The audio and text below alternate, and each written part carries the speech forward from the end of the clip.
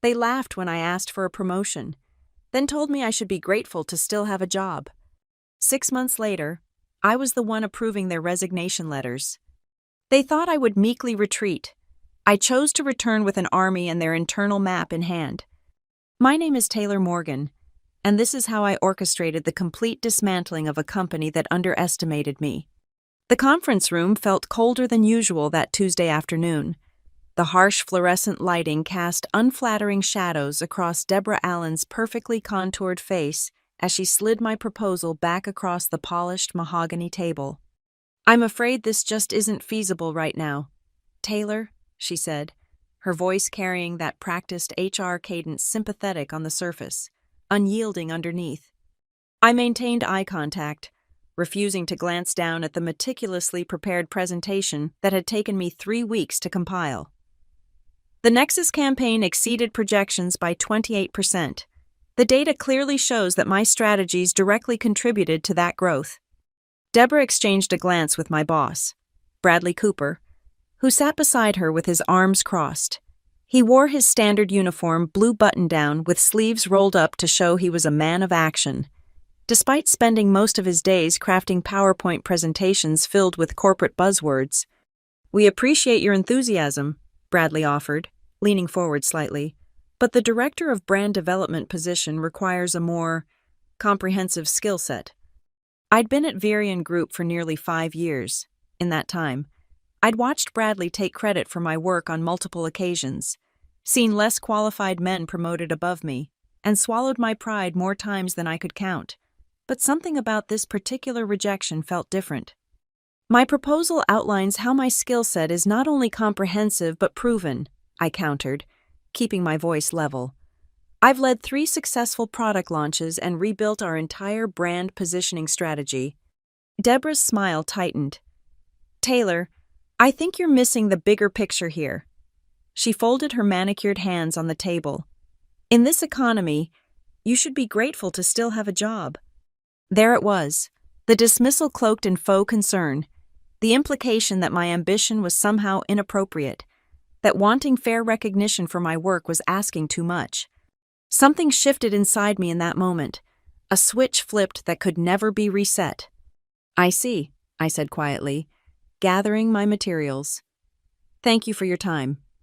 Bradley seemed relieved at my apparent acceptance. "That's the spirit, Taylor, team player, all the way." I nodded, already mentally somewhere else. As I walked out of that conference room, I wasn't retreating, I was calculating. That evening, I sat in my apartment, laptop open, a glass of Cabernet beside me. I stared at my resume, updated for the first time in years. 5 years at Varian Group as Brand Strategy Director, before that, 2 years at a smaller tech firm, a master's degree in marketing and business development that I'd earned while working full-time.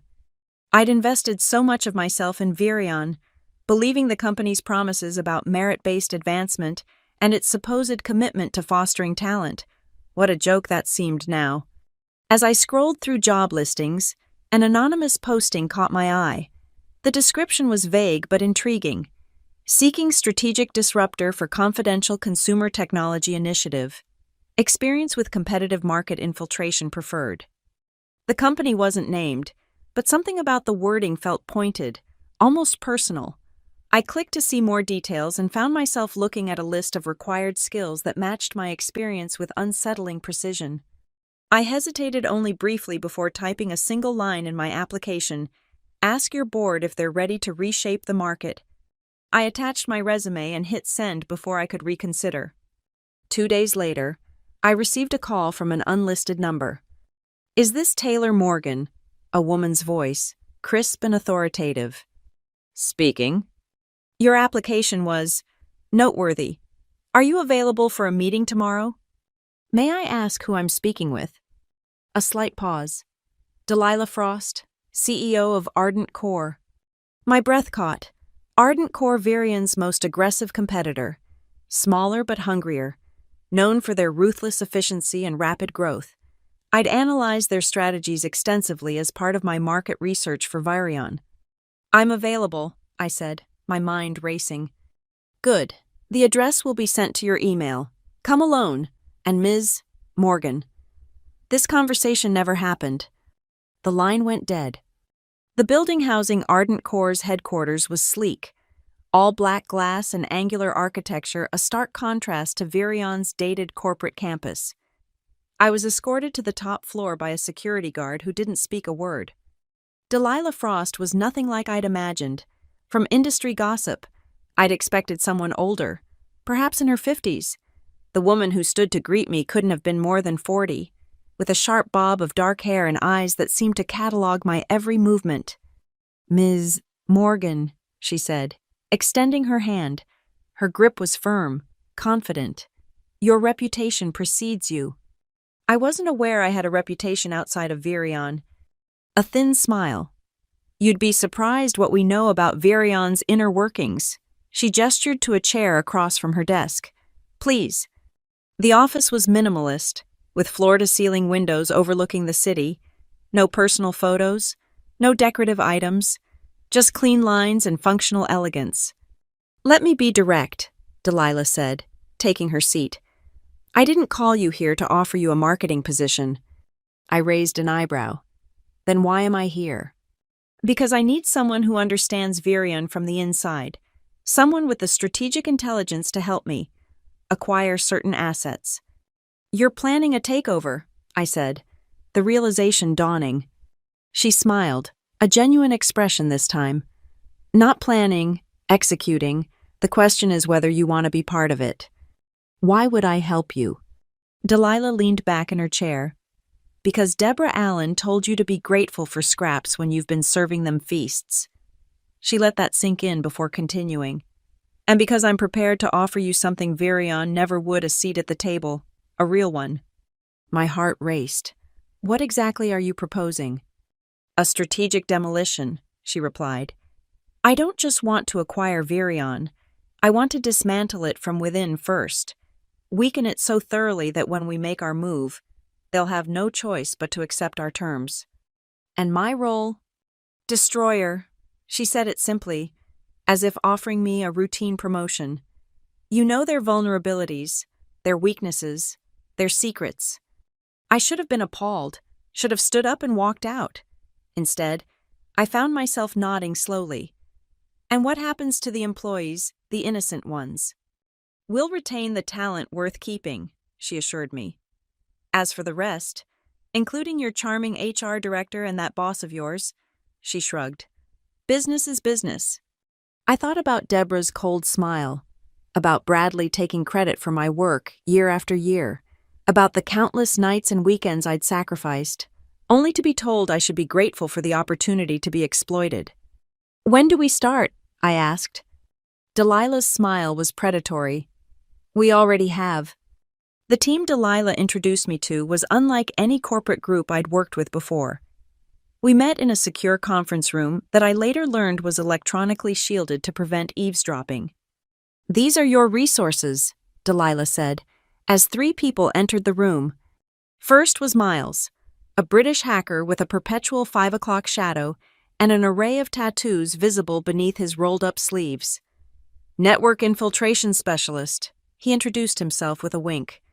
"I've been inside Virion's systems for months. Their cybersecurity is a joke." Next came Ivy, a petite woman with a severe platinum bob and calculator-sharp eyes. "Forensic accountant. I find where the money is hidden and where it's being wasted." The third person made me freeze. Jules. I recognized her immediately. She'd been on my brand team at Virion until 8 months ago. Jules nodded, her expression grim. "Hi, Taylor." Jules was terminated during her maternity leave, Delilah explained. Deborah Allen found a convenient loophole in her contract. "They said my position was eliminated due to restructuring," Jules said bitterly, then hired someone else 2 weeks later for the exact same role. I felt a surge of anger. Jules had been one of our most talented copywriters. "I didn't know," I said quietly. "Few did. That's how they operate," Delilah interjected. "Now, shall we discuss Operation Dismantle?" The plan Delilah outlined was breathtakingly comprehensive. Phase 1 involved gathering intelligence on Virion's most vulnerable points. Miles had already compiled a dossier of internal communications. including emails between executives that revealed a culture of deception and mismanagement. Project Nova is their biggest liability, Miles explained, pulling up schematics on a secure tablet. It's their attempt at breaking into the smart home security market, but the technology is fundamentally flawed. The encryption has backdoors that would make customer data accessible to anyone with moderate hacking skills. They know this. Oh, they know, Ivy confirmed, sliding a financial report across the table. They've buried millions in contingency funds to handle potential lawsuits when the vulnerabilities inevitably come to light. But they're still planning to launch. Jules nodded. The marketing materials are already in production. Bradley's betting his career on this product. I felt sick. I'd been so focused on my own career that I hadn't looked closely at Project Nova. I'd assumed it was just another mediocre Virion product, not a potential security disaster waiting to happen. Your first task, Delilah said, is to create strategic internal chaos. We need key employees questioning leadership decisions. We need whispers in hallways. We need fear. And how do I do that without exposing myself? Miles grinned. Leave that to me. We've created an untraceable email account. You'll provide the content. I'll handle the delivery. Phase 2 targets their client relationships, Delilah continued. Particularly Caldera Logistics. They represent 30% of Virion's recurring revenue. I nodded. I've worked on the Caldera account. Their CTO is already frustrated with some of Virion's delivery timelines. Perfect. Jules has drafted a series of concerns that will be anonymously raised during their next quarterly review. The third phase was the most aggressive, a coordinated stock sell-off triggered by strategic information leaks about Project Nova's flaws and Virion's financial mismanagement. By the time we make our official acquisition offer, Delilah concluded, Virion will be on its knees. Their stock price will be at an all-time low. Their clients will be jumping ship, and their best employees will be sending out resumes. I looked at the faces around the table. This wasn't just business strategy. This was personal for all of them. For Delilah, it was about market dominance. For Miles and Ivy, professional challenge. For Jules, justified revenge. And for me, I wasn't sure yet, but as I studied the plan before me, I felt something I hadn't in years' power. When do I start? Delilah slid a new employee contract across the table. You already have. The first anonymous email went out on a Monday morning.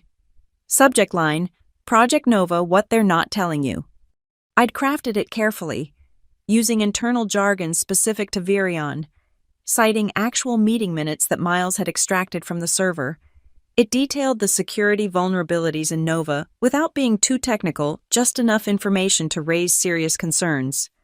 The email went to 15 mid-level managers across departments, people who weren't high enough to be in on the deception, but had enough influence to spread the word.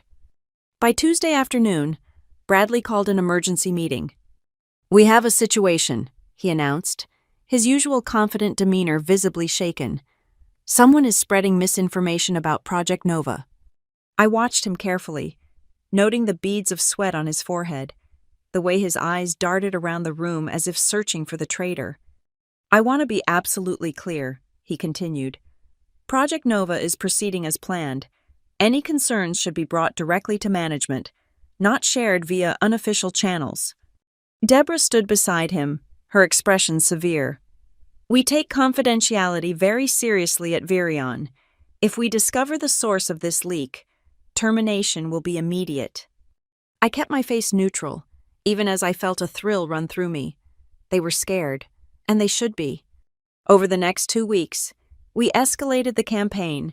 3 more anonymous emails, each revealing deeper problems with Nova. Miles planted subtle evidence suggesting the leaks came from someone in Bradley's inner circle, creating paranoia within the executive team. Meanwhile, I performed my regular duties at Virion with renewed enthusiasm, even earning a rare compliment from Bradley. Nice to see you've moved past that promotion business, he said during a team meeting. Sometimes we just need to accept our place and excel within it. I smiled. I've definitely found my place, Bradley. Phase 2 began at the Caldera Logistics Quarterly Review. as Virion's brand strategy director. I was naturally included in the meeting. What Bradley didn't know was that Caldera's CTO had received an anonymous report detailing exactly how Nova's security flaws could potentially compromise Caldera's own systems. Before we proceed, the CTO interrupted Bradley's opening presentation. I'd like to discuss some concerns about Project Nova. Bradley faltered. Nova isn't on today's agenda. We're here to discuss the existing implementation. They're interconnected, the CTO insisted, pulling out a printed document that I recognized as Jules's work. We've received some troubling information about Nova's security architecture. The meeting devolved from there. Bradley attempted to deflect, while I occasionally chimed in with seemingly helpful comments that actually reinforced Caldera's concerns. Taylor, Bradley hissed during a brief break. Whose side are you on? I gave him a puzzled look. Virion's, of course, but if these security issues are real, don't we have an obligation to address them before launch? His face reddened.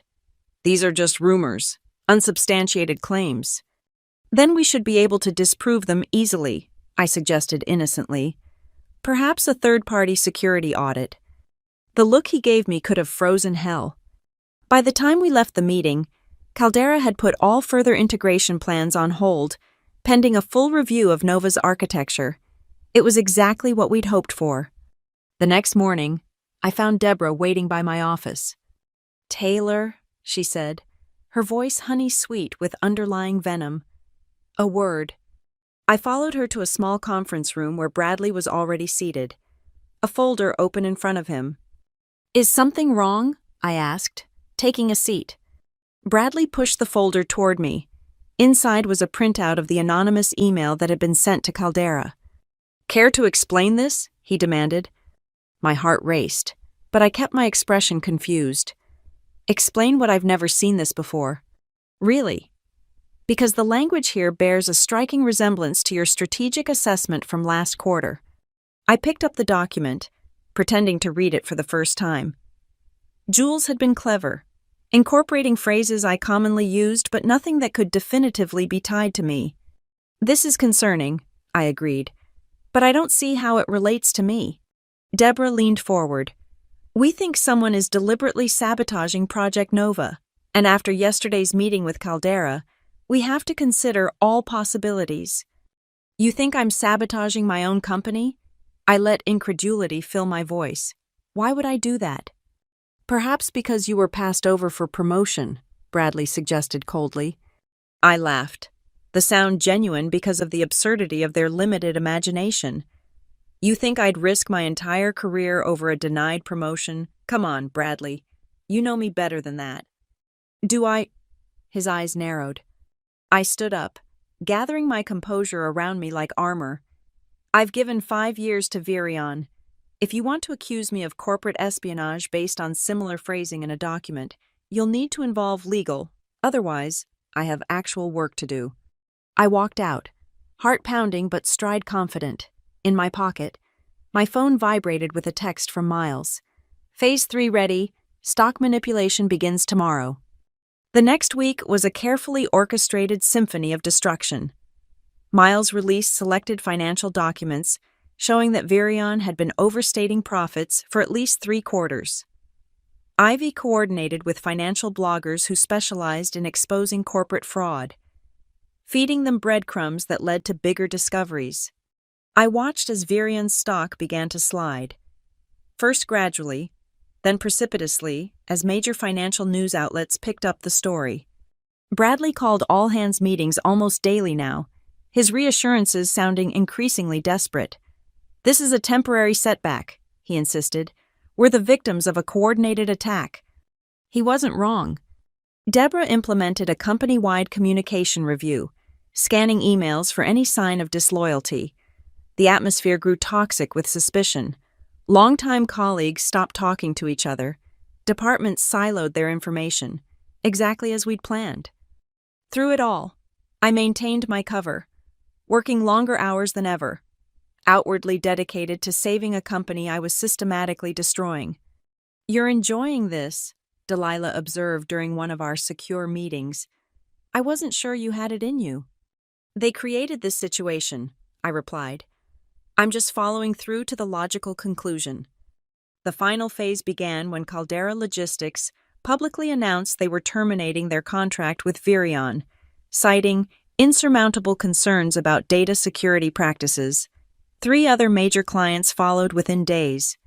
Virion's stock plummeted to an all-time low. The board called an emergency session, which Bradley emerged from looking shell-shocked. Rumors of his imminent firing spread through the company like wildfire. That afternoon, Deborah sent a company-wide email that sealed her fate. In these challenging times, we must stand united against those who would betray our corporate family. We have evidence of internal sabotage and are working to identify the perpetrators. Loyalty will be remembered and rewarded when this crisis passes. She'd attached a voice memo intended only for the executive team, but accidentally included in the all-staff email. In it, she could be heard saying, "We need to start preparing severance packages for at least 30% of the staff. Focus on the higher salaries first. We can replace them with younger, cheaper talent once this blows over." The memo was quickly recalled, but not before it had been downloaded by hundreds of employees. By day's end, resignation letters were piling up in HR's inbox. What Deborah couldn't know, was that the voice memo was a sophisticated fabrication created by Miles using AI to duplicate her speech patterns from recordings I'd made during meetings. The next morning, as panic reached fever pitch, Ardent Core made its move. The announcement hit the financial news at 9 a.m. Ardent Core offers lifeline to struggling Virion Group. The offer was predictably low, 60% below Virion's valuation, from just 3 months earlier. Under normal circumstances, it would have been laughed out of the boardroom. But these weren't normal circumstances. With clients fleeing, stock in freefall, and an exodus of talent underway, Virion's board had no choice. By noon, the preliminary agreement was signed. Ardent Core would acquire Virion Group, subject to due diligence and regulatory approval. I was in a strategy meeting when my phone lit up with Delilah's message, "Phase 4 initiated. Time to reveal yourself." I excused myself from the meeting and headed to the executive floor. Deborah's assistant tried to stop me, but I walked past her with the confidence of someone who no longer needed to observe the old hierarchies. I found Deborah in her office, frantically shredding documents. "Taylor," she said, startled, "this isn't a good time." "Actually, it's the perfect time." I closed the door behind me. "I wanted to be the first to congratulate you on the acquisition." Her eyes narrowed. "What are you talking about?" "Ardent Core. Your new employer," I smiled. "Though I should mention, your position won't be continuing under the new organization." Understanding dawned slowly on her face. You're with them. Smart of you to finally catch on." I perched on the edge of her desk. "You know, Deborah, you really should have given me that promotion." Her face contorted with rage. "You ungrateful little—" "Careful," I cut her off. "Remember what you told me in this economy. I should be grateful to have a job." I leaned closer. "I wonder if you'll remember that advice when you're updating your LinkedIn profile." I left her speechless, stalking past Bradley's office where a similar scene was playing out with Jules delivering the news. 3 weeks later, the acquisition was complete. Ardent Core absorbed what remained of Virion, retaining the valuable talent and discarding the rest, including Bradley and Deborah. The final meeting took place in Ardent's boardroom. Delilah had insisted that Bradley and Deborah attend for the formal transition of authority. They sat across from me, their expressions a mixture of hatred and disbelief. "Ms. Morgan will be overseeing the integration," Delilah announced, "as our new Chief Strategy Officer." Bradley scoffed. "This is your idea of professional integrity corporate sabotage." I met his gaze steadily. "No, Bradley. This is my idea of consequences." I opened my laptop and pulled up an audio file. With one click, Deborah's voice filled the room. "In this economy, you should be grateful to still have a job." I closed the laptop. "Thank you both for teaching me exactly what I'm worth, and now I've repriced the entire company accordingly." Deborah stood up abruptly. "You won't get away with this. What you did was illegal. Delilah's laugh was cold. Prove it. Our legal team would love to countersue for your documented mismanagement and fraud, the falsified financial reports, the known security flaws you were going to release to consumers, the discriminatory firing practices. She gestured to Jules, who sat beside me. We have it all. Bradley and Deborah left the building for the last time that day, escorted by security. I watched from Delilah's office window as they walked to the parking lot, shoulders slumped in defeat. Satisfied? Delilah asked, joining me. I considered the question. Was this about satisfaction, revenge, justice? It's not about satisfaction, I replied finally. It's about value. They undervalued me, undervalued their employees, undervalued their responsibility to customers. I turned to face her. I simply corrected the market. Delilah smiled, raising her glass in a toast. To correct valuations. I clinked my glass against hers. And to being grateful for the opportunities that present themselves. 6 months later, Ardent Core launched a completely redesigned smart home security system, one that prioritized customer privacy and featured the highest encryption standards in the industry.